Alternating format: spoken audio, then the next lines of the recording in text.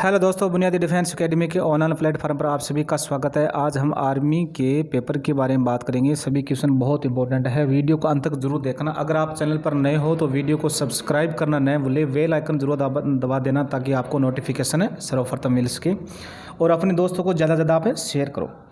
दोस्तों, इसमें आज वाले पेपर में 1 नंबर क्वेश्चन है कि मीताथल, राखी गढ़ी, बनवाली ये जो पूरा स्थल है ये किस राज्य में है। तो दोस्तों, सबसे पहले देखिए कि आप ऐसे किए कि आप डॉट और ये कॉपी लीजिए और आप उत्तर पहले निकालिए। आप मेरे से पहले आप उत्तर बताना सीखिए, ठीक है ना। जो ये मीताथल है, ये जो राखी गढ़ी है, ये जो बनवाली है, ये जो पूरा स्थल है ना, तो ये आपको याद रखना हरियाणा में। कहाँ है? हरियाणा में। इनमें से देखो एक क्वेश्चन पूछा जाएगा, आपसे पूछा जाएगा कि मीताथल पूरा स्थल भारत के किस राज्य में, या राखी गढ़ी पूरा स्थल भारत के किस राज्य में, या बनवाली या पूरा स्थल भारत के किस राज्य में। तो आपको याद रखना ये कहाँ है, तो आपको याद रखना ये गुजरात में। याद रह जाएगा, नहीं सॉरी, हरियाणा में। कहाँ है? हरियाणा में। पंजाब में कौन सा है, तो पंजाब में आपको याद रखना रोपड़ है। पंजाब में कौन सा है? रोपड़ है, जो सतलज नदी के किनारे। और गुजरात में कौन सा है, तो गुजरात में मैंने आपको बताया था लोथल है, रंगपुर है, धोलावीरा है, ये जो पूरा स्थल है ये कहाँ है? गुजरात में।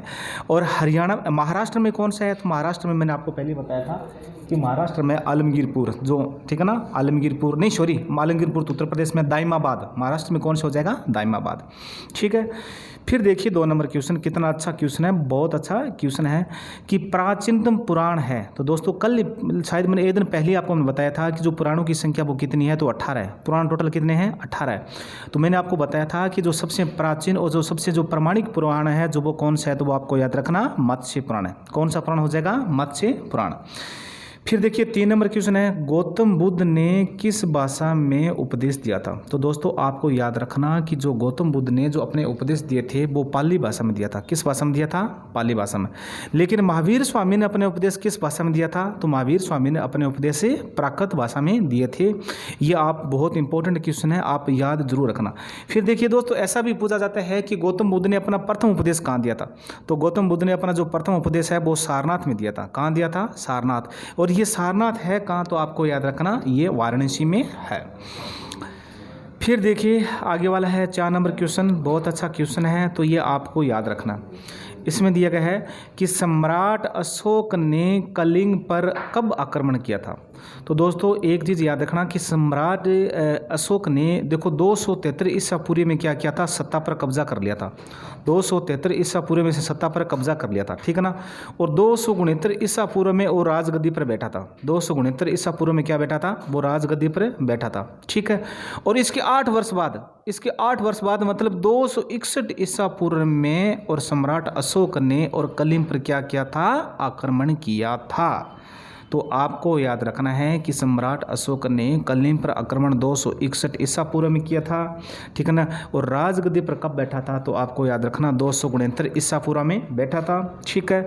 और सत्ता पर कब्जा कब जमाया था, तो वो आपको याद रखना 273 ईसा पूर्व में इसने क्या किया था? सत्ता पर कब्जा जमा लिया था। फिर देखिए आगे वाला 5 नंबर क्वेश्चन है। इसमें देखा है कि मोढेरा का सूर्य मंदिर किस राज्य में स्थित है। तो दोस्तों, आपको याद रखना कि जो मोढेरा का जो सूर्य मंदिर है वो है गुजरात में। कहाँ है? गुजरात में। और मोढेरा की सूर्य मंदिर का निर्माण किसने करवाया था, तो गुजरात के जो चालुक्य शासक थे, गुजरात के जो चालुक्य शासक, और जिसे अपन सोलंकी शासक के नाम से भी जानते हैं, गुजरात के जो सोलंकी शासक थे ना, और सोलंकी शासकों ने और मोढेरा के सूर्य मंदिर का क्या करा? निर्माण करवाया था। इसके अलावा जो सारनाथ का मंदिर है, इसके अलावा जो नहीं सॉरी नहीं है, ठीक है ना, ये आपको याद रखना। इसका निर्माण सारनाथ नहीं, सोमनाथ का मंदिर। कौन सा मंदिर हो जाएगा? सोमनाथ का मंदिर। और सोमनाथ के मंदिर का निर्माण भी किसने करवाया था, तो वो आपको याद रखना सोलंकी शासकों ने करवाया था। फिर देखिए 6 नंबर क्वेश्चन, कितना अच्छा क्वेश्चन है। देखो, इसमें आप कंफ्यूज जरूर होगे। आप बताओ इसमें कौन सा ऑप्शन सही होगा, ठीक है ना। इसमें देखो कि कुतुब मीनार के कार्य को किसने पूरा किया था। तो कुतुब मीनार नाम आते ही दोस्तों आपके नाम दिमाग में आता है, कुतुबुद्दीन ऐबक नाम आता है। तो दोस्तों याद रखना, कुतुबुद्दीन ऐबक ने और कुतुब मीनार है इसके निर्माण की क्या की थी? शुरुआत की थी। लेकिन इसका जो पूर्ण निर्माण करवाया था ना, तो वो करवाया था इल्तुतमिश ने। किसने करवाया था? इल्तुतमिश ने कुतुब मीनार का पूर्ण निर्माण करवाया था। इसके अलावा आपने सुना होगा कि अजमेर में जो अडाईदीन का झोंपड़ा है और उस अडाईदीन की झोंपड़े के निर्माण की शुरुआत तो कुतुबुद्दीन ऐबक ने की थी, लेकिन इसको भी पूर्ण निर्माण किसने करवाया था? तो वो इल्तुतमिश ने करवाया था। तो कहने का मतलब है कि कुतुबुद्दीन ऐबक ने जो भी इमारत की जो शुरुआत की थी, इसका जो पूर्ण निर्माण करवाया था वो किसने करवाया था? इल्तुतमिश ने करवाया था। और इल्तुतमिश की पुत्री का नाम था रजिया सुल्तान। आपने नाम सुना होगा, रजिया सुल्तान, ठीक है ना, जो भारत की पहली मुस्लिम शासिका थी या दिल्ली सल्तनत की पहली मुस्लिम शासिका थी। फिर देखिए आगे वाला 7 नंबर क्वेश्चन है कि अलाई दरवाज़ा का निर्माण किस सुल्तान ने करवाया था? तो आप सभी को पता है, ऐसे अलाई और ऐसे अलाउद्दीन खिलजी। अलाई दरवाज़ा का जो निर्माण है वो किसने करवाया था? तो आपको याद रखना, अलाउद्दीन खिलजी ने करवाया था। किसने करवाया था? अलाउद्दीन खिलजी ने करवाया था। फिर हुमायूंनामा ग्रंथ किसने लिखा था? तो आपको याद रखना कि जो हुमायूंनामा ग्रंथ है, जो हुमायूं की बहन थी जिसका नाम था गुलबदन बेगम। क्या नाम था? गुलबदन बेगम। और गुलबदन बेगम में क्या किया था? ये ग्रंथ की क्या की थी? रचना की थी। फिर देखिए 8 नंबर क्वेश्चन, बहुत अच्छा क्वेश्चन है कि भारत में 1612 ईस्वी में अंग्रेज़ों ने पहली अपनी फैक्ट्री या कोठी कहाँ स्थापित की थी? तो वो गुजरात में स्थापित की। और गुजरात के किस शहर में? तो आपको याद रखना, सूरत शहर में। इसके अलावा दोस्तों आपसे पूछा जाता है कि ईस्ट इंडिया कंपनी की स्थापना कब हुई थी? तो 1681 में थी। और ईस्ट इंडिया कंपनी के समय भारत में मुगल सम्राट कौन था? तो ईस्ट इंडिया कंपनी के समय भारत में जो मुगल सम्राट था वो कौन था? अकबर था, ठीक है ना, अकबर था। और इसकी स्थापना कब हुई थी? तो आपको याद रखना 1621 में इसकी क्या हुई थी? स्थापना हुई थी, ठीक है। फिर देखिए आगे वाला 18 नंबर क्वेश्चन, नहीं 10 नंबर क्वेश्चन, भारत में रेलवे लाइन किस ब्रिटिश गवर्नर जनरल के समय बिछाई गई थी?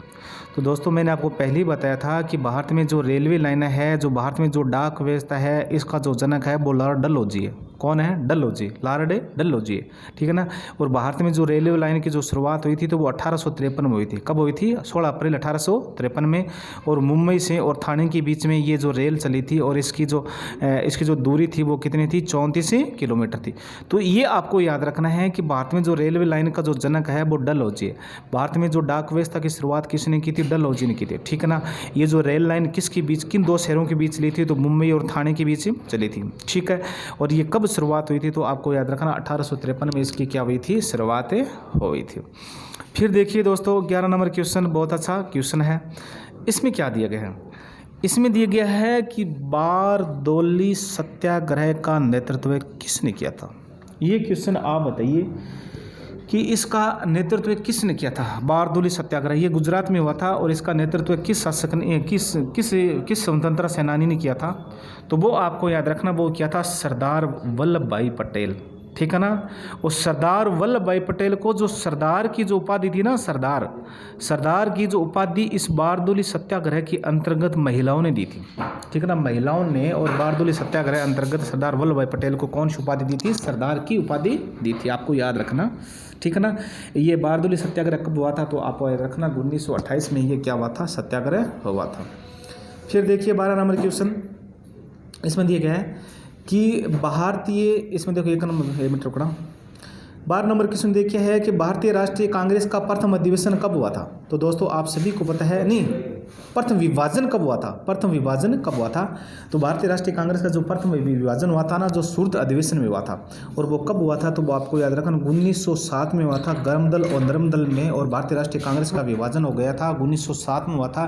किस अधिवेशन में हुआ था? तो सूरत अधिवेशन में हुआ था। और उस समय उनके अध्यक्ष कौन थे? तो आपको याद रखना रास बिहारी बोस इसके क्या थे? अध्यक्ष थे। फिर देखिए 13 नंबर क्वेश्चन, भारत सरकार की संसदीय प्रणाली कहाँ से ग्रहण की थी? दोस्तों आपको याद रखना, भारत सरकार की जो संसदीय शासन प्रणाली है, जो ये प्रधानमंत्री का जो पद है और जो एकल नागरिकता है, ठीक है ना, जो विधि का जो शासन है, ये सभी प्रकार की जो ये प्रणाली है ये ब्रिटेन से ग्रहण की है। कहाँ से ग्रहण की है? ब्रिटेन से, मतलब इंग्लैंड से ग्रहण की गई है। फिर देखिए दोस्तों ये जो 11 नंबर क्वेश्चन नहीं है, 14 नंबर क्वेश्चन है, इसमें दिया गया है कि वर्तमान में भारतीय नागरिकों को कितने मौलिक अधिकार प्राप्त है? तो दोस्तों वर्तमान में जो भारतीय नागरिक को जो मौलिक अधिकार प्राप्त है वो तो है 6। कितने हैं? 6।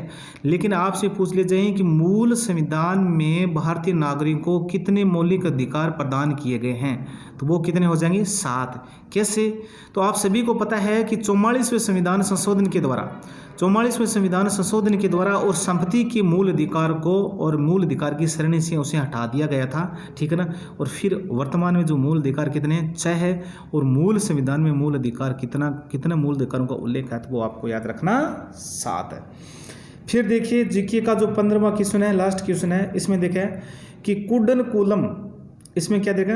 कुडनकुलम परियोजना किस राज्य से में? तो दोस्तों कुडनकुलम जो परियोजना है वो तमिलनाडु से संबंधित है। इसका विरोध भी हुआ था, वहाँ के स्थानीय लोगों ने इस परियोजना का जो विरोध भी किया था, ठीक है ना। वो कहाँ है? तो तमिलनाडु में। फिर आपसे पूछा जाता है काकराबार परियोजना का संबंध किस राज्य से? तो काकराबार परियोजना का जो संबंध है तो वो आपको याद रखना गुजरात राज्य से। किस राज्य से? गुजरात राज्य से इसका क्या है? संबंध है। फिर देखिए दोस्तों सेक्शन बी है, और सेक्शन बी में जो क्वेश्चन संख्या है वो 16 से 15 है। कुछ देर बाद में बात करूँगा, ठीक है। 15 से का क्वेश्चन जो 16 से 30 तक के हैं, ठीक है। अब देखिए क्वेश्चन नंबर 16 देखिए। क्वेश्चन नंबर 16 में क्या दे रखा है? क्वेश्चन नंबर 16 में दे रखा है कि जो पद्मावती कथा की लेखक कौन है? तो पद्मावती नामक जो कथा की लेखक है वो आप सभी को पता है, ठीक है ना। वो कौन है? तो वो है मलिक मोहम्मद जायसी। ये शेरशाह सूरी का समकालीन था, जो सूरशासक था ना शेरशाह सूरी, और ये शेरशाह सूरी के समकालीन था मलिक मोहम्मद जायसी, जिसने एक काल्पनिक ग्रंथ लिखा था। उस ग्रंथ का नाम है पद्मावती। क्या नाम है? पद्मावती या पद्मावत, ठीक है। फिर देखिए दोस्तों 16 नंबर क्वेश्चन, इसमें क्या दिए गए? इसमें दिए गए हैं राष्ट्रीय युवा दिवस कब मनाया जाता है? तो दोस्तों आप याद रखना जो राष्ट्रीय युवा दिवस है वो स्वामी विवेकानंद के जन्म दिवस पर मनाया जाता है। और स्वामी विवेकानंद का जन्म दिवस कब मनाया जाता है? तो वो आपको याद रखना 12 जनवरी को मनाया जाता है। 12 जनवरी को राष्ट्रीय युवा दिवस मनाया जाता है। और किस महान भारतीय के जन्म पर मनाया जाता है? तो वो आपको याद रखना स्वामी विवेकानंद के जन्म दिवस पर मनाया जाता है। फिर देखिए दोस्तों 29 अगस्त को क्या मनाया जाता है? तो भारत में जो 29 अगस्त को राष्ट्रीय खेल दिवस मनाया जाता है। और राष्ट्रीय खेल दिवस किसके जन्म पर मनाया जाता है? तो ये जो हॉकी के जो जादूगर है, हॉकी के जादूगर कौन है? तो मेजर ध्यानचंद। मेजर ध्यानचंद के जन्म दिवस पर 29 अगस्त को राष्ट्रीय खेल दिवस मनाया जाता है। बहुत इंपॉर्टेंट क्वेश्चन है, ये आर्मी में बार बार क्वेश्चन आ रहा है। आपसे पूछा जाता है कि हॉकी का जादूगर किसे कहते हैं? मेजर ध्यानचंद को कहते हैं। राष्ट्रीय खेल दिवस कब मनाया जाता है? तो 29 अगस्त को मनाया जाता है। राष्ट्रीय खेल दिवस किसके जन्म दिवस पर मनाया जाता है? तो मेजर ध्यानचंद के जन्म दिवस पर मनाया जाता है। तो ये सभी क्वेश्चन दोस्तों आर्मी में बार बार आ रहे हैं, बहुत अच्छे क्वेश्चन है। वीडियो को अंत तक जरूर देखना और अपने दोस्तों को ज़्यादा से ज़्यादा शेयर करो। अगर आप चैनल पर नए होना तो आप सब्सक्राइब जरूर कर लेना, बेल आइकन जरूर दबा देना ताकि आपको नोटिफिकेशन मिल सके। फिर देखिए 18 नंबर क्वेश्चन, बहुत अच्छा क्वेश्चन है। इसमें दे रखा है कि आनुवंशिकता का जनक किसे कहते हैं? तो दोस्तों आप सभी को पता है कि जो आनुवंशिकता का जनक है ना वो मेंडल को कहते हैं। किसको कहते हैं? मेंडल। और मेंडल ने किस पौधे पर अध्ययन किया था? मटर के पौधे पर अध्ययन किया था, ठीक है ना। और मेंडल को ही अपन क्या कहते हैं? आनुवंशिकता का जनक कहते हैं या फादर ऑफ जेनेटिक्स कहते हैं, ठीक है ना। फिर देखिए 19 नंबर क्वेश्चन, एकदम सरल क्वेश्चन दोस्तों। इसमें क्या है? नवजात शिशु के लिंग का निर्धारण किसके वंशागत वे गुणसूत्र द्वारा किया जा सकता है? तो दोस्तों मैंने पहले ही बता दिया था कि जो नर और जो मादा होता है ना, नर और मादा, नर के जो गुणसूत्र होता है वो XY होता है, ठीक है। और मादा का क्या होता है? XX होता है, ठीक है ना। अब देखो जो लिंग का जो निर्धारण होता है ना वो पुरुष के गुणसूत्र से होता है। किसके गुणसूत्र हो जाए? पुरुष के, मतलब पिता के गुणसूत्र से हो जाए, क्योंकि पिता के जो गुणसूत्र है वो क्या? XY है, ठीक है। अगर पिता की तरफ से X गुणसूत्र चलता है तो कौन बच्चे का जन्म, जो शिशु का जन्म होगा तो वो लड़की होगी। अगर पिता की तरफ से अगर Y चलता है, ठीक है ना, तो वो कौन होगा? तो लड़का होगा, क्यों? लड़का का जो गुणसूत्र क्या होता है? XY होता है। तो इसका जो निर्धारण होता है तो वो आपको याद रखना पिता के गुणसूत्र से होता है। तो वो देगा B ऑप्शन हो जाएगा। फिर देखिए 20 नंबर क्वेश्चन, बहुत अच्छा क्वेश्चन है, पूछो मत आप, बार बार आ रहा है हर एग्जाम के अंदर। और दोस्तों देखो एक पेपर आपके कंप्लीट होने के बाद में आपको यहाँ अच्छा महसूस होने लगता है कि सर हम कम से कम 40 प्लस क्वेश्चन आराम से कर आएंगे, ठीक है ना। तो आप याद रखना पेनिसिलिन की खोज किसने की थी। तो दोस्तों सबसे पहले मैं पेनिसिलिन के बारे में आपको विस्तार से जानकारी बता रहा हूँ। देखो दोस्तों, जो पेनिसिलिन है ना, ये विश्व की प्रथम एंटीबायोटिक दवा है, ठीक है ना। विश्व की प्रथम जो एंटीबायोटिक जो दवा है वो ये पेनिसिलिन है, ठीक है। और इस पे जो एंटीबायोटिक दवा है इनका निर्माण किन से किया जाता है? इनका निर्माण होता है जीवाणु से, ठीक है ना। इनका निर्माण किससे होता है? जीवाणु से होता है। और ये विश्व की प्रथम एंटीबायोटिक दवा है। और इसका निर्माण कब किया गया, इसका आविष्कार कब किया गया? तो वो आपको याद रखना 1829 में इसका निर्माण किया गया था। और इसके जो आविष्कार या खोजकर्ता कौन है? तो वो दोस्तों आपको याद रखना अलेक्जेंडर फ्लेमिंग है। कौन है? अलेक्जेंडर फ्लेमिंग ने पेनिसिलिन की खोज की थी। और पेनिसिलिन विश्व की प्रथम एंटीबायोटिक है। और जो एंटीबायोटिक ये जो पेनिसिलिन किससे बनाई गई थी? ये जीवाणु से बनाई गई थी। यह एंटीबायोटिक औषधियाँ किससे बनाई जाती है? तो आपको याद रखना ये जीवाणु से बनाई जाती है। फिर देखिए ये जो 21 नंबर क्वेश्चन है, इसने 1 मिनट रुको, 20 नंबर क्वेश्चन मैं आपको और बताता हूँ। फिर एडवर्ड जेनर, देखो एडवर्ड जेनर के बारे में आपको याद रखना दोस्तों, इसने चेचक की टीके का आविष्कार किया था, ठीक है। और एडवर्ड जेनर को अपने की क्या है, टीकाकरण विज्ञान का जनक भी कहते हैं, टीकाकरण के विज्ञान का जनक भी कहते हैं, या वैक्सीनोलॉजी का फादर भी कहते हैं, ठीक है ना। लुई पास्चर कौन है? तो लुई पास्चर के बारे में आप याद रखना कि जो रेबीज की टीके की खोज है, और रेबीज की टीके की खोज किसने की थी? लुई पास्चर ने की थी। इसके अलावा दुग्ध के पाश्चुराइजेशन, अपन डेयरी में जो दुग्ध का जो होता है ना पाश्चुराइजेशन, इसकी खोज भी किसने की थी? लुई पास्चर ने। और रेबीज के टीके की भी खोज किसने की थी? लुई पास्चर ने। ये आप याद रखना, बहुत अच्छा क्वेश्चन है। फिर देखिए ये क्वेश्चन आ गया 21 नंबर। इसमें दिया गया है कि लुई पास्चर ने किसकी खोज की थी? तो दोस्तों मैंने पहले ही बता दिया था कि लुई पास्चर ने रेबीज की टीके की खोज की थी। पोलियो की टीके की खोज किसने की थी दोस्तों? वो आपको याद रखना जॉन साल्क। क्या नाम है? जॉन साल्क ने पोलियो की टीके की क्या की थी? खोज की थी, ठीक है। पेनिसिलिन की खोज किसने की थी? तो अलेक्जेंडर फ्लेमिंग की थी। और इंसुलिन की खोज किसने की थी? तो आपको याद रखना बेंटिंग ने की थी। किसने की थी? बेंटिंग ने, ठीक है ना। और इंसुलिन का टीका किस रोग के उपचार में लगाया जाता है? तो वो आपको याद रखना मधुमेह रोग के उपचार में लगाया जाता है। ये देखिए दोस्तों, एक क्वेश्चन के पीछे आपके 5 क्वेश्चन कंप्लीट हो गए। और वो 5 क्वेश्चन वही क्वेश्चन है जो आर्मी में बार बार पूछा जाता है।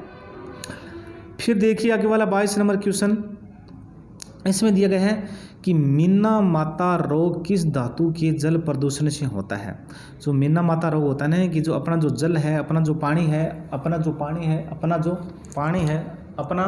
गेट बंद करना, अपना जो पानी है, ये जो अगर पारा से जो प्रदूषित हो जाता है ना, तो उसमें कौन सा रोग हो जाता है? तो आपको याद रखना मीना माता रोग हो जाता है, ठीक है ना। फिर देखो 23 नंबर क्वेश्चन है कि संसार का सबसे बड़ा पुष्प है। तो दोस्तों आप सभी को पता है, नहीं यहाँ तो संसार का सबसे छोटा पूछा गया है। तो संसार के जो सबसे बड़ा पुष्प है वो रेफलिसिया है। और संसार का सबसे छोटा पुष्प कौन सा है? वुल्फिया है। आप याद रखना, संसार का सबसे छोटा पुष्प तो वुल्फिया, और सबसे बड़ा कौन सा हो जाएगा? रेफलिसिया। बहुत इंपॉर्टेंट क्वेश्चन है। फिर देखिए भाई लोगों 24 नंबर क्वेश्चन में दिया गया है कि मानव निर्मित प्रथम कृत्रिम रेशा है। तो दोस्तों आप याद रखना, मानव निर्मित जो प्रथम रेशा है वो है रेयोन। कौन सा है? रेयोन। ये आपको याद रखना, ये मानव निर्मित प्रथम क्या है? शुद्ध रेशा है, ठीक है ना। फिर 25 नंबर क्वेश्चन है, शुद्ध जल का पीएच मान कितना है? दोस्तों मैंने पहले ही बताया था कि शुद्ध जल का जो पीएच मान होता है, या वर्षा जल का जो पीएच मान होता है, वो कितना होता है? 7 होता है। कितना होता है? 7 होता है, क्योंकि वो न तो अम्लीय होता है न वो क्षारीय होता है, ठीक है ना।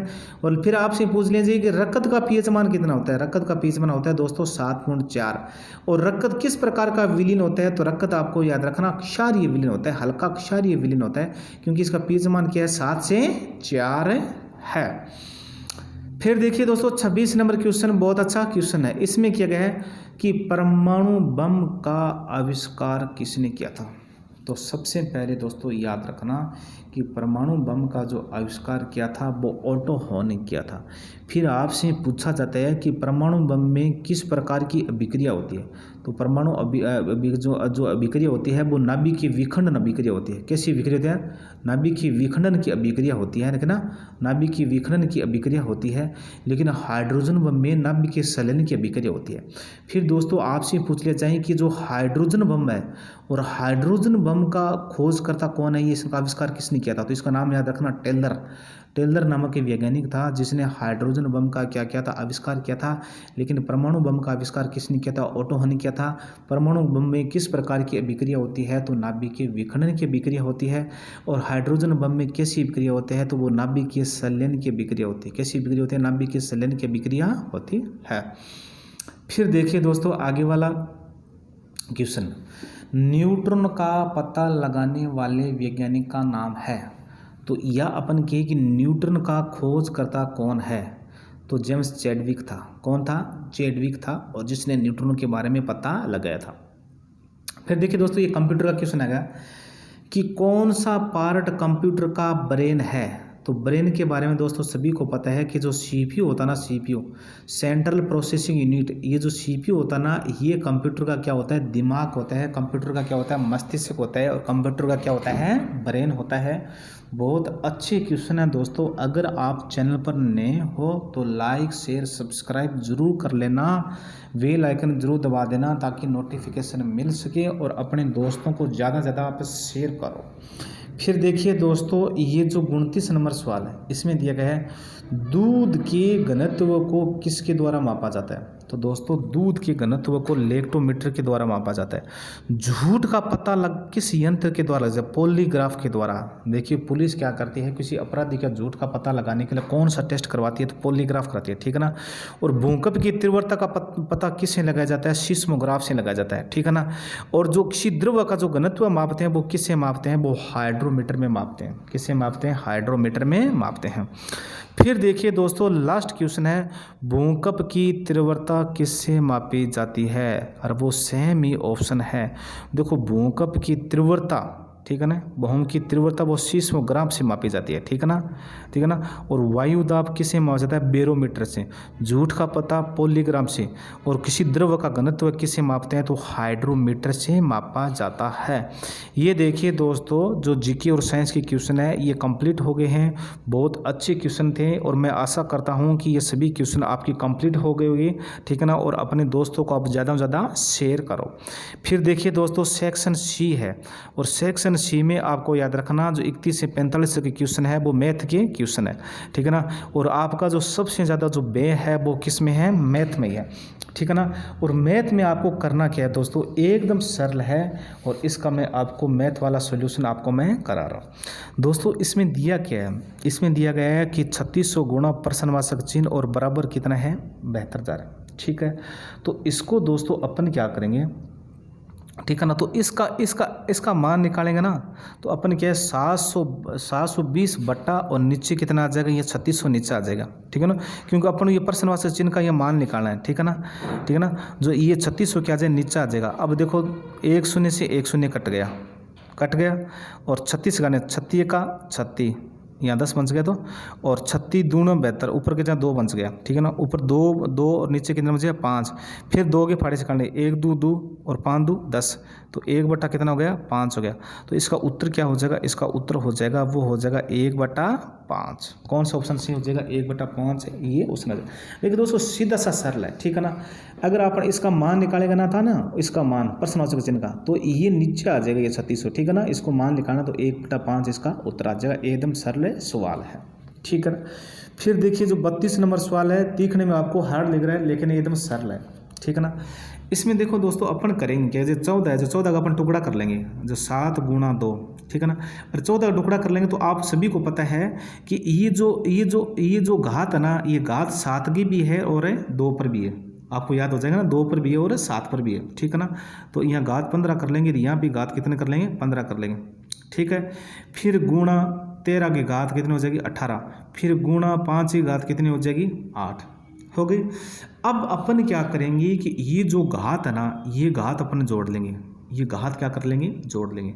तो अपन क्या है 15 प्लस 15 प्लस 18 प्लस 8, ठीक है ना। 15 कितनी हो गई? 45 हो गया। 15 30 और 45, और 45 में फिर 3 और जोड़ दें, कितना हो गया? मतलब 38, 30 30 18 38 हो गया। और 38 में अगर अपना 8 जोड़ेंगे तो कितना हो जाएगा, 56 हो जाएगा। बराबर कितना हो जाएगा, 56 हो जाएगा। तो इनका अभाज्य गुणनखंड कितना हो जाएगा, तो वो हो जाएगा 56 हो जाएगा। एकदम सरल है, इसको आप तोड़ लेना, ठीक है ना। ये जो ऊपर की घात है ये आप जोड़ लेना, ठीक है ना। और जोड़ने पर जो उत्तर आएगा वो क्या आएगा, इसका अभाज्य गुणनखंड इसका उत्तर आ जाएगा। बहुत सरल सवाल है। फिर देखिए दोस्तों, जो 33 नंबर सवाल है, ये भी एकदम सरल सवाल है, लेकिन आपको कंफ्यूज जरूर करेगा ये क्वेश्चन है। और आप करके बताओ इसमें क्या हो जाए। इसमें दिया गया है कि यदि किसी संख्या में 102 से भाग दे तो 102 तो गुणी जो 39 शेष बचता है। यदि किसी संख्या में, वो संख्या नाम नहीं दिया गया, यदि किसी संख्या में 102 से भाग दें तो 39 क्या बनता है, शेष बनता है। यदि उसी संख्या में और 17 से भाग दे तो कितना शेष बचेगा। देखो दोस्तों, ये एक मान लीजिए ये एक सीधी सी ट्रिक है, सीधी सी क्या है, ट्रिक है। तो इसमें देखो, जो ये जो शेष बच रहा ना, इस शेष के अंदर और दूसरी संख्या का अपना क्या दे देंगे, भाग दे देंगे। 17 का भाग दें, 17 का भाग दें, 17 दूनी कितना हो जाएगा, 34 हो जाएगा। कितने बार गया, 2 बार गया। और शेष कितना बच गया, 5। ये जो शेष 5 बच रहा ना, ये जो इसका शेष 5 बच रहा ना, यही इसका क्या हो जाएगा, उत्तर हो जाएगा। ये इसका क्या हो जाएगा, उत्तर हो जाएगा। कितना शेष बचेगा, तो आपको याद रखना 5 शेष से बचेगा। फिर देखिए, जो 34 नंबर सवाल है, एकदम सरल सवाल है। इसको अपन दोस्तों टुकड़ों में तोड़ना है कि 567 में किस छोटी से छोटी संख्या का से भाग दिया जाए या गुणा किया जाए ताकि ये पूर्ण संख्या बन जाए। तो दोस्तों अपन क्या करेंगे, ये जो 567 है ना, और 567 को अपन तोड़ेंगे ना, तो इसमें 3 का भाग देंगे। 3 का भाग दें तो 189 आएगा, ठीक ना। फिर 3 का भाग और देंगे तो कितना आएगा, 63 आएगा, ठीक ना। फिर 3 का भाग और देंगे तो कितना आएगा, 21 आएगा। फिर 3 का भाग देंगे तो कितना आएगा, 7 आएगा। फिर 7 का देंगे। अब देखिए दोस्तों, इसमें 2 का जोड़ा बन जाता है। इसमें क्या बन जाता है, 2 का जोड़ा बनना है। ये 2 का जोड़ा और ये 2 का जोड़ा। अब 7 का जोड़ा नहीं बनना है। ये जो शेष है ना, ठीक है ना, किस भाग दिया जाए या गुणा किया जाए ताकि पूर्ण वर्ग बन जाए। तो ये जो शेष है ना, अगर इसको 7 से गुणा करेंगे तो ये जोड़ा बन जाएगा, लेकिन दूसरा 7 नहीं है। अगर इसके बट्टा में 7 है तो 7 से कट जाएगा, लेकिन ये जो 7 नहीं, ये 7 इसका क्या हो जाएगा, उत्तर आ जाएगा। ये उत्तर क्या आ जाएगा, इसका 7 उत्तर आ जाएगा। फिर देखिए दोस्तों, 35 नंबर सवाल भी एकदम सरल सवाल है। इसमें आपको करना क्या है, तो दोस्तों ये जो 625 है ना, 625 ये आपको सभी को पता है 25 का वर्ग है, ठीक है ना। और इसको अपन इस प्रकार से भी लिख सकते हैं ना कि 5 की घात 4 अपन लिख सकते हैं। देखो मैं बताऊँ कैसे, जैसे 5 गुणा 5 गुणा 5 गुणा 5। अब इसको गुणा करो, 5 चूड़ी 25, 5 चूड़ी 25 और 25 पंजा 125 और 125 पंजा 625। कितना हो जाएगा, 625। तो इसमें 5 की घात 4 भी अपन लिख सकते हैं। कैसे लिख सकते हैं, 5 की घात 4, ठीक है। अब ऊपर इसके कोष्ठ में क्या दे रखा है, कोष्ठ में देखा है 1/4। कोष्ठ में क्या दे रखा है, कोष्ठ में दे रखा है 1/4, ठीक है ना। 1 मिनट रुको, मैंने आपको क्या बताया, मैंने आपको बताया था कि ये बताया था 5 की घात कितना हो जाएगा, 4, और कोष्ठ में कितना हो जाएगा, 1/4। ये ऊपर हो जाएगा 1/4। अब देखो, ये 4 से 4 तो कट गया, ये 4 से 4 कट गया, ठीक है ना। और अब बंचा कितना है, तो बंचा कितना, वो 5 बंचा है, ठीक है ना। तो इसका उत्तर क्या हो जाएगा, इसका उत्तर हो जाएगा 5 इसका उत्तर हो जाएगा। एकदम सरल है, ठीक है ना। फिर देखिए 36 नंबर सवाल, और 36 नंबर भी सवाल एकदम सरल है दोस्तों। इसमें क्या है कि 2 संख्या दे रखी है और वो 3-4 के अनुपात में है और उनका लैस है कितना है, 84 है। तो इसमें सबसे बड़ी संख्या कौन सी होगी, तो एकदम सरल है दोस्तों। इसमें अपन के 3:4 है ना, जो भी अपन कर लें 3 अक्स और 4 अक्स, आगे समझ में, और इसे गुणा कर देंगे, ठीक है ना। और ये 300 कितनी हो गई, ये 300 होगी 12 अक्स, और बराबर कितना है, बराबर है 84। कितना है, 84, ठीक है। x बराबर पर 84 में किसका भाग देंगे, 12 का भाग देंगे। और x बराबर कितना आएगा, 84 में अगर 12 भाग दे तो x बराबर कितना आएगा, x बराबर आ जाएगा 7, ठीक है ना। तो इसमें सबसे बड़ी संख्या कौन सी है, तो 4x है, ठीक है ना। 4 गुणा और x का मान कितना है, 7 है, तो 700 कितना हो जाएगा, 28। तो इसमें कौन सा ऑप्शन सही हो जाएगा, ये सही ऑप्शन क्या हो जाएगा, सही हो जाएगा। एकदम सरल है। इसको देखो 3x 4x, 3x गुणा 4x बराबर कितना है, 84, ठीक है ना। फिर कितना 12x हो गया, 12 अक्स बराबर 84, फिर 12 का अगर बहा दिया 84 में कितना गया 7 आ गया, अक्स बराबर मान कितना गया 7 आ गया, ठीक है। फिर सबसे बड़ी पूछी है तो 4 अक्स है तो 4 को और अक्स की जगह कितना मान रख देंगे 7 रख देंगे और 700 कितना हो जाएगा 28, ये उत्तर इसका हो जाएगा। एकदम सरल सवाल है। फिर देखिए दोस्तों 37 नंबर सवाल है, ये भी बहुत अच्छा सवाल है। इसमें क्या दे रखा है, इसमें दिया गया है कि एक खंबे का 1/3 भाग, मतलब कोई एक खंबा है, इसका 1/3 कीचड़ में है, 1/4 भाग जल में है और शेष 5 मीटर भाग ऊपर है, तो बताओ खंबे की कुल लंबाई कितनी है, मतलब कुल ऊंचाई कितनी है खंबे की। तो दोस्तों इसमें क्या कि एक खंबा है मान लो, उसका 1/3 भाग, मतलब एक खंबा मान लें उसका 1/3 भाग है ना, 1/3 भाग वो तो है कीचड़ में, ठीक है ना। फिर 1/4 भाग है ना और वो है भाग जल में, ठीक है।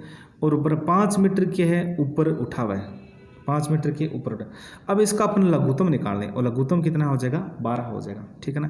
पर यहाँ बटा देगा, जब 12 का 12 हो जाएगा, माइनस 3 का भाग 12 में कितना आ जाएगा 4 आ जाएगा, फिर माइनस, फिर इसमें 4 का भाग 12 में कितना आ जाएगा 3 आ जाएगा। अब माइनस का कितना हो गया, माइनस का हो गया 7, माइनस का कितना हो गया 7 और प्लस का कितना हो गया 5, तो ये कितना गया 7, ये माइनस का जो 7 है ये 12 से घटा लेंगे, जो 5 बटा कितना हो गया 5/12 हो गया, ठीक है ना। और बराबर कितना हो गया 5 हो गया, ठीक है ना। अब इसको तिरछा गुणा करेंगे, तिरछा गुणा करेंगे ना तो ये तो 12 तो ऊपर चला जाएगा, ये 5 नीचे आ जाएगा, 5 से 5 कट गया, तो इसमें उत्तर कितना हो जाएगा, उत्तर हो जाएगा 12। और खंबे की ऊंचाई कितनी है तो वो आपको याद रखना 12 मीटर इसकी ऊंचाई है। एकदम सरल सवाल है दोस्तों, ये आपको कन्फ्यूजन कर रहे हैं, एकदम सरल सवाल है। अब इसमें क्या दिया है दोस्तों, देखो मेरी बात सुनो, एकदम ये भी अच्छा सवाल है। देखो इस प्रकार से क्वेश्चन क्या है आर्मी में पूछे जाते हैं, ठीक है ना। तो आप इस प्रकार के जो तरीके हैं ना वो कंप्लीट कर लेना, और आप भी देखो कॉपी किताब या जो भी डॉट है ना निकाल के बैठे करो, आप हल करे करो खुद चैनल के साथ साथ, ठीक है ना। अगर एक पेपर आपकी कंप्लीट हो रहा है ना तो आप समझ लो कि आपके इसमें से कम 15-20 क्वेश्चन आराम से कंप्लीट हो रहे हैं, ठीक है ना। तो इसमें देखो 38 नंबर है, किसी कक्षा में 30% छात्र संस्कृत में और 25% अंग्रेजी में अनुत्तीर्ण हुए, ठीक है। यदि दोनों विषय में 10% छात्र अनुत्तीर्ण हुए हैं तो बताओ दोनों विषय में कुल कितने परसेंट छात्र उत्तीर्ण हुए, उत्तीर्ण पूछा है। तो देखो दोस्तों संस्कृत में 30% है प्लस, और अंग्रेजी में कितना है 50% है, नहीं 25% है, कितना है 25%, ये छात्र अनुत्तीर्ण हुए।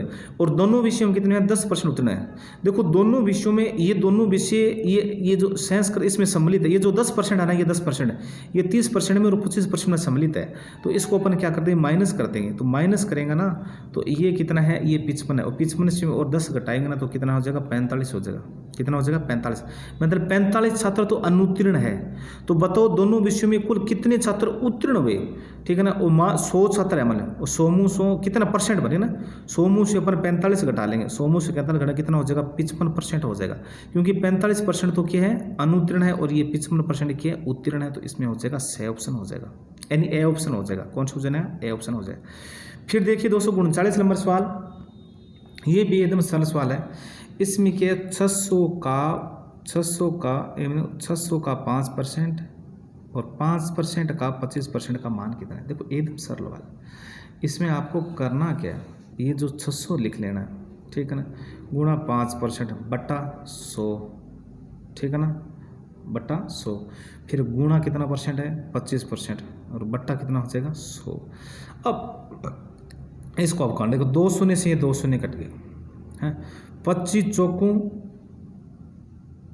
100 और 25 का 25, फिर 2 के फाड़े खाने 2 और यहाँ हो जाएगा 3 और 3 पंजा कितना हो गया 15 और ये क्या होगा 15/2 हो गया, और 15 में 2 का भाग दे तो कितना आएगा 7.5 आएगा, 7.50 आएगा। इसमें कौन सा ऑप्शन हो गया बे ऑप्शन क्या हो जाएगा सही हो जाएगा। एकदम सरल सवाल है, आप पे कर लेना। फिर देखिए दोस्तों 40 नंबर सवाल है, ये भी एकदम सरल सवाल है, बहुत अच्छा सवाल है। आप वीडियो का अंत तक जरूर देखना, अपने दोस्तों को शेयर करो, आप बहुत अच्छा सवाल है। इसमें क्या देखा है दोस्तों, किसी वस्तु को 10% लाभ की अपेक्षा और 25% लाभ पर बेचने पर और 105 रुपये का अधिक मिलते हैं तो वस्तु का क्रय मूल्य क्या होगा। तो एक सरल सवाल है। इसमें क्या करा है कि 10% लाभ की बजाय अगर 25% लाभ पर बेचें तो कितना रुपये अधिक मिले 105। ये दोनों लाभ हैं, दोनों का अंतर आ जाएगा, 10 और 25 के बीच अंतर कितना है तो वो है 15, ठीक है ना है। और ये रुपयों में अंतर कितना है 105 है, तो 105 में और 15 का भाग लग जाएगा, ठीक है ना। 115 में 105 15 का भाग हो जाएगा और गुणा क्या हो जाएगा 100 हो जाएगा, ठीक है ना। और 15 में 105 का भाग देने की 15 7 105 हुआ है, ठीक है ना। और इस 7 को क्या 2 से गुणा कर दें, 100 से गुणा कर दें, कितना हो जाएगा 700। तो इसमें उत्तर हो जाएगा ये सही उत्तर हो जाएगा। फिर देखिए 41 नंबर क्वेश्चन दोस्तों, ये भी एकदम सरल सवाल है। 41 नंबर सवाल में क्या दिया गया है, किसी धन का साधारण ब्याज कितने प्रतिशत वार्षिक ब्याज की दर से 8 वर्ष में दोगुना हो जाए। मान लीजिए वो धन दोस्तों, वो मूलधन है, जो वो धन कितना है वो 100 है, ठीक है ना। और 8 वर्ष में क्या हो जाता है दुगुना हो जाता है, मतलब 200 हो जाता है, ठीक है ना। वो मिश्र धन हो जाएगा। और ब्याज कितना हो गया, और ब्याज वो भी ब्याज भी हो गया 100 गया, ठीक है ना। तो ब्याज की दर ज्ञात करनी है और दर का सूत्र क्या हुआ है 10 का, मैंने बताया कि 100 गुणा ब्याज, और ब्याज कितना है ये 100 है, ठीक है। और मूलधन कितना है ये 100 है, गुणा और दर कितनी है, दर नहीं वो समय कितना है, समय 8 वर्ष है, समय के 8 वर्ष, 100 से 100 कट गया, ठीक है ना। अब इस 8 का अगर 100 में भाग देंगे ना तो उत्तर आएगा 12.5%। कितना आएगा 12.5%, ठीक है ना। 4 से काटेंगे तो कितना हो जाएगा 25 हो जाएगा, फिर 4 से काटेंगे 2 आ जाएगा, 2 का 25 को काटेंगे तो 12.5% हो जाएगा। ये 41 का इतना उत्तर हो जाएगा। फिर देखिए 42 नंबर सवाल, ये भी अच्छा सवाल है। 42 नंबर में क्या दे रखा है कि 12,000 रुपये की राशि 10% चक्रवृद्धि ब्याज की दर से उधार दी जाती है, तो बताओ 3 वर्ष का मिश्र धन क्या होगा। इसमें मिश्र धन पूछा है दोस्तों, और ये जो ब्याज जो है ना, जो चक्रवृद्धि ब्याज है एकदम सरल है। ये जो 12,000 रुपये है कर लेना, ठीक है ना। फिर दर कितनी है 10%, तो 110 बटा कितना हो जाएगा 100 हो जाएगा। और समय कितना है, समय है 3 वर्ष, कितना है 3 वर्ष। 1 शून्य से 1 शून्य कट गया, ठीक है। 11 को अगर 3 बार गुणा करेंगे ना, 11 गुणा 11 गुणा 11, ये 11 की क्यूब कितनी हो जाएगी, तो वो आपको याद रखना, वो कितना होता है, वो होता है 1331 होता है। कितना होता है 1331 होता है, ठीक है। और 10 की अगर क्यूब करेंगे तो वो कितनी हो जाएंगी, तो वो आपको याद रखना, वो हो जाएगा 1000 हो जाएगा। कितना हो जाएगा 1000 हो जाएगा, ठीक है। अब देखिए आप, अब अपन क्या करेंगे, इसको काटेंगे, ठीक है ना। काटेंगे ना तो ऊपर क्या हो जाएगा, ऊपर हो जाएगा देखो 12,000 गुणा, ठीक है ना, और 1331 बट्टा और कितना हो जाएगा 1000 हो जाएगा। ये 3 शून्य कट गई। अब ये जो 12 ना, इस 12 को और 1331 से गुणा करेंगे, 12 को 1331 से गुणा करेंगे तो उत्तर आएगा 15,792 उत्तर आएगा, 15,792 उत्तर इसका उत्तर आ जाएगा। एकदम सरल सवाल। फिर देखिए दोस्तों 43 नंबर सवाल है, ये भी एकदम अच्छा सवाल है। इसमें क्या दिया गया है कि ये जो संख्याएं है 40 है और जो 43 है 46 है 49, इसमें अंतर कितना है 3 का अंतर है, ठीक है ना। तो है कि लगातार संख्या 320 की संख्याओं का योग होगा।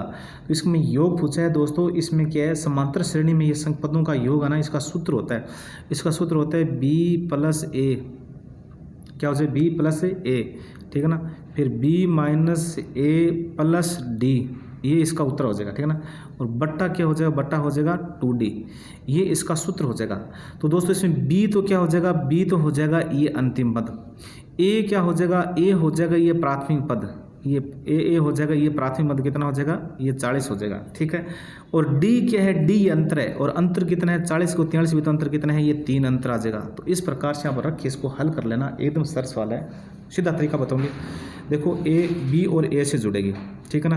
320 में और ये 40 जुड़े जो कितना हो जाएगा 360 हो जाएगा, होगी बात कंप्लीट। फिर गुणा, फिर b - a, b कितना है 320 है, और 320 में a घटाएंगे, a कितना है 40 है, 320 में ये जो 320 में से और 40 घटाएंगे ना तो ये कितना आएगा, ये आएगा 280, कितना है 280, और 280 में प्लस d, 280 में 3 जोड़ देंगे तो कितना हो गया 283, 360 गुणा 283 हो जाएगा, ठीक है ना। फिर बट्टा 2 गुणा d, 2 है और d को मान कितना है, तो d को मान आप सभी को पता है, और d को मान कितना है, इसमें d को मान 3 है, 3 है ना, ये कितना है 6, कितना हो जाएगा ये 6 हो जाएगा, ठीक है ना। तो इस प्रकार से आप काटोगे ना इसे, ठीक है ना, तो उत्तर आएगा वो आएगा 16,980, कितना उत्तर आएगा 16,980, ये उत्तर आएगा। ये कर लेना, ये एकदम सही तरीका है, ये इसका सूत्र हो जाएगा, ठीक है। फिर देखिए दोस्तों 44 नंबर सवाल है, बहुत अच्छा सवाल है, पूछो मत आप, इसमें बोरिंग मत होना, बहुत अच्छा सवाल है, क्योंकि ये क्वेश्चन बार बार आर्मी में आ रहे हैं। इसमें देखा है कि 7:13 के प्रत्येक पद में पद आना सी पर नाम दे रखे, ठीक है ना। प्रत्येक पद में क्या जोड़ा जाए कि नई संख्या और 2:3 के अनुपात में हो जाए। देखो सीधी सी बात है कि ये जो 7 अनुपात ये जो 13 है, इसमें कौन सी संख्या जोड़ी जाए। सबसे पहले अपने 5 जोड़ते हैं। अगर 7 में अगर 5 जोड़ें तो कितना आ जाएगा, 12 हो जाएगा, ठीक है ना। फिर 13 में 5 जोड़ें तो कितना हो जाएगा, 18 हो जाएंगे। इससे अपन 6 के पाटे से काटेंगे, 6 दूनी कितना हो जाएगा, 12, और 6 3 कितना हो जाएगा, 18 हो जाएगा। तो ये अनुपात कितना आ जाएगा, 2:3 हो गया, ठीक है ना। तो इसमें कौन सा ऑप्शन सही हो जाएगा, ये 5 ऑप्शन सही हो जाएगा, ठीक है। फिर देखिए दोस्तों मैथ का लास्ट सवाल है, इसमें क्या दिया गया है, ठीक है ना, कि इसमें मैथ का जो लास्ट सवाल है इसमें एकदम सरल सवाल है। इसमें क्या दिया गया है कि एक नल किसी टंकी को 4 घंटे में भरता है, बी क्या कहते हैं 6 घंटे में भरता है। तो यदि दोनों नल एक साथ खोल दिया जाए तो टंकी कितने समय में खाली भर जाएगी। तो आपको क्या करना है, 1/4 + 1/6, ठीक है ना। और इनका जो लघुत्तम कितना आएगा, वो 24 आएगा, ठीक है ना। 24 लघुत्तम आएगा। फिर ऊपर कितना आएगा, ऊपर आएगा इस 4 का 6 24 में भाग देंगे, कितना आएगा, 6 आएगा, प्लस 6 का देंगे तो कितना आ जाएगा, 4 आएगा, ऊपर कितना आ जाएगा, 10 आ जाएगा। तो ये 10 बट्टा कितना हो जाएगा, 24 हो जाएगा, 10/24 है, ठीक है ना। इसको गुणाम करेंगे तो ये ऊपर चला जाएगा, 24 के ऊपर चलेगा। और 24 में अपन 10 का भाग देंगे तो उत्तर आएगा 2/5, ठीक है। ये आपको उत्तर हो जाएगा। अब देखिए दोस्तों ये रीजनिंग आ गई है, ठीक है ना। और सेक्शन डी में क्या गया, रीजनिंग आ गई है। और ये जो 46 नंबर क्वेश्चन है एकदम सरल सवाल है। इसमें दिया क्या गया, देखो देखते हैं कि एक आदमी किसी स्थान से चलना शुरू करता है, कोई स्थान है, मान लिया वो स्थान है, चलना शुरू करता है, और उत्तर दिशा में 2 किलोमीटर चलता है, मान उत्तर दिशा में 2 किलोमीटर चलता है। इसके बाद वह दाईं ओर मुड़ जाता है, और 3 किलोमीटर चलता है, यहाँ 2 मीटर चलता है, ठीक है ना, चलता है और चलता है। इसके बाद वह मतलब ये क्या जा रहा है, दाईं ओर मुड़ रहा है, और इसके बाद वह बाईं ओर 2 किलोमीटर चलता है, फिर बाईं ओर 2 किलोमीटर चलता है, ठीक है, 2 किलोमीटर चलता है। अब वह कौन सी दिशा में चल रहा है, तो अब ये जो दिशा है ये उत्तर दिशा, क्योंकि उत्तर जा रहा है, ये उत्तर दिशा है। अब जो चल रहा है वो पूर्व दिशा में जा रहा है, इस दिशा में हो गया ना, तो कौन सी दिशा में, पूर्व दिशा, ए ऑप्शन हो जाएगा, इसमें सही हो जाएगा, ठीक है। फिर देखिए दोस्तों ये जो 47 नंबर सवाल है ये भी सरल सवाल है। इसमें दिया गया है कि राखी नीता से लंबी है। जो ये राखी है ना, ये राखी नीता से लंबी है, ये जो नीता ना, इस नीता से लंबी है, ठीक है, लेकिन बबीता से लंबी नहीं है, लंबी नहीं है। और लीला राखी से छोटी है, जो लीला ना इस राखी से क्या है, छोटी है। ये जो लीला ना ये राखी से क्या छोटी है, लेकिन गरिमा से लंबी है। ये गरिमा से, ये लीला नहीं है, गरिमा तो क्या है, लंबी है, और राखी की है, छोटी है। तो अट्ठा क्या जी, गरिमा आ जी, क्या जी, गरिमा आ जी, ठीक है। तो इनमें सबसे ज़्यादा लंबा कौन है, तो बबीता आ गई, सबसे लंबी ज़्यादा आ गई, तो कौन सा ऑप्शन है, बे ऑप्शन हो जाएगा, ठीक है। फिर देखिए 48 नंबर सवाल है, ये भी अच्छा सवाल है। इसमें क्या देखें, इसमें आप देखो एकदम सरल सवाल है। इसमें दिया गया एक जुड़ा है, ठीक है ना। सबसे पहले दो में 1 जोड़े 3 हो गया, +1 किया। फिर 3 में 2 जोड़े जो +2 किया, ठीक है ना। फिर वापस +1 हो जाएगा, यहाँ कितना आ जाएगा, नहीं ये 5 और 6 में के +1, फिर +2 करेंगे तो 6 में 2 जोड़ें कितना हो जाएगा, 8 हो जाएगा, ठीक है ना। तो ये कौन सा ऑप्शन हो जाएगा, 8 ऑप्शन सही हो जाएगा, ठीक है ना। फिर देखिए ये जो 49 नंबर सवाल है ये भी एकदम सरल है। सरिता ने एक लड़के का ये कहकर परिचय करवाया कि वह मेरे मामा जी की पिता, मतलब इंगा नाना की मामा की इकलौती पुत्री, मतलब इसकी माँ होगी, इकलौती पुत्री का पुत्र है, मतलब सरिता का भाई हो गया। तो लड़का सविता का क्या लगता है, तो भाई हो गया, वह क्या लगता है, भाई लगता है, ठीक है। फिर देखिए ये जो 50 नंबर क्वेश्चन है एकदम सरल सवाल है। इसमें क्या दिया गया है कि अंग्रेजी वर्णमाला में बाईं ओर से 8वें, बाईं ओर से क्या है, 8वें, ठीक है, बाईं ओर से 8वें, और 8वें अक्षर के और दायां 7वां अक्षर कौन सा है, तो इसमें दायां 7वां अक्षर जोड़ देंगे, जो ये कौन सा 15 अक्षर हो जाए, 15वां अक्षर हो जाएगा। कौन सा, जो 15 पर अंग्रेजी वर्णमाला में है, जो अंग्रेजी वर्णमाला से 15 नंबर पर कौन है, तो 15 नंबर पर ये है, ओ है। तो इसमें कौन सा ऑप्शन हो जाएगा, द ऑप्शन हो जाएगा। ये देखिए दोस्तों ये जो अपना जो आर्मी का पेपर है ये कंप्लीट हो गया, बहुत अच्छा क्वेश्चन है, ठीक है। अपने दोस्तों को आप ज़्यादा से ज़्यादा शेयर करो।